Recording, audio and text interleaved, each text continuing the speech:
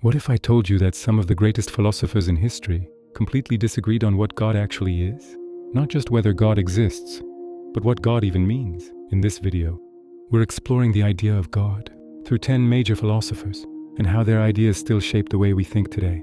As you watch, ask yourself this: which of these views feels closest to yours? Alright, let's start at the beginning. Our first philosopher is Aristotle, one of the true turning points in human thought.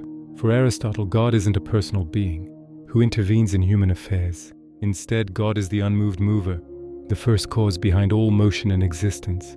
Everything that moves must be moved by something else. Follow that chain of causes far enough, and you reach a necessary being that moves everything, while remaining unchanged itself. This God is pure thought, pure reason contemplating itself. Important detail here: Aristotle's God does not interfere with the world. God is the reason the universe exists, not a ruler watching over it.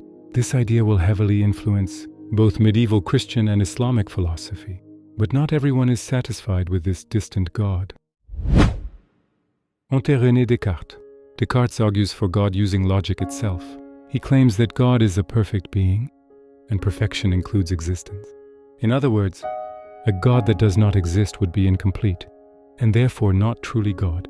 He also presents a second argument. Humans are finite and dependent beings.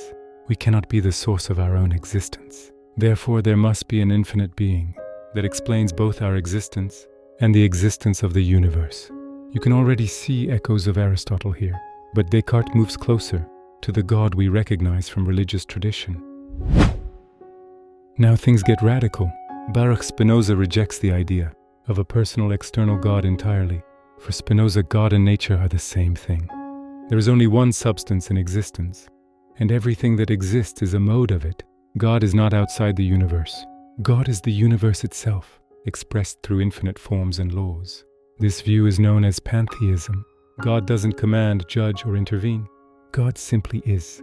This idea shocked his contemporaries and still feels unsettling today.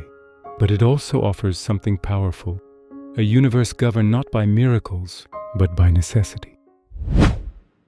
Gottfried Wilhelm Leibniz takes a different path. He argues that God created the best of all possible worlds. Out of infinite possibilities, God rationally chose the most perfect one. Even suffering and evil, he claims, serve a greater purpose within this optimal design. Leibniz also introduces the principle of sufficient reason. Nothing exists without an explanation, and ultimately that explanation leads back to God. Unlike Aristotle's God, Leibniz's God acts with intention and purpose. Then comes David Hume, and everything starts to crack. Hume argues that human reason is limited to experience. Since God is beyond experience, we can never rationally prove God's existence. A complex universe does not automatically require a designer. Order could emerge naturally. Hume also confronts the problem of evil. If God is all-powerful and all-good, why does suffering exist? Hume doesn't outright deny God, but he insists that reason alone cannot get us there. This leads us to Immanuel Kant, one of the most influential philosophers ever. Kant agrees with Hume. God cannot be proven through pure reason. He rejects all traditional arguments, ontological, cosmological, and teleological. But Kant doesn't abandon God entirely. Instead, he relocates God from metaphysics to morality.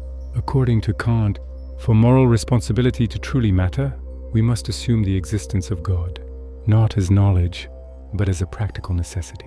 God becomes a postulate of moral reason, not an object of scientific proof. This tension, rejecting God intellectually while accepting God morally, is central to Kant's philosophy. Now things get even more complex.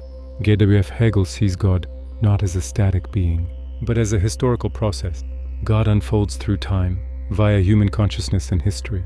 In this view, God comes to understand himself through human reason. History itself becomes the story of divine self-realization. It's strange, it's abstract, but also deeply provocative. Søren Kierkegaard rejects all of this system building. For him, God is not something you prove. God is something you commit to. Faith requires a leap, beyond reason, beyond logic. The relationship with God is personal, subjective, and rooted in individual existence. No arguments, no guarantees, just faith. Then comes Friedrich Nietzsche, When Nietzsche declares, God is dead, he isn't celebrating. He's diagnosing Western culture. God no longer provides meaning, values, or structure. And without God, humanity faces nihilism. But Nietzsche sees opportunity here. If God is gone, humans must create their own values. Meaning is no longer inherited. It must be forged. Finally, Jean-Paul Sartre. Sartre fully embraces atheism. If God does not exist, then humans are radically free and entirely responsible for themselves. There is no predefined essence, no cosmic plan. Meaning is something we create through our choices. So from Aristotle's first cause to Sartre's radical freedom, we see something remarkable. As philosophy evolves, God slowly moves from the center of the universe into the hands of human responsibility. Personally, the philosophers I find most compelling here are Aristotle, Spinoza, and Kant. Aristotle pushes reason to its limits. Spinoza dissolves God into existence itself. And Kant reminds us that some truths may live, not in logic, but in moral experience. Now I'm curious about you.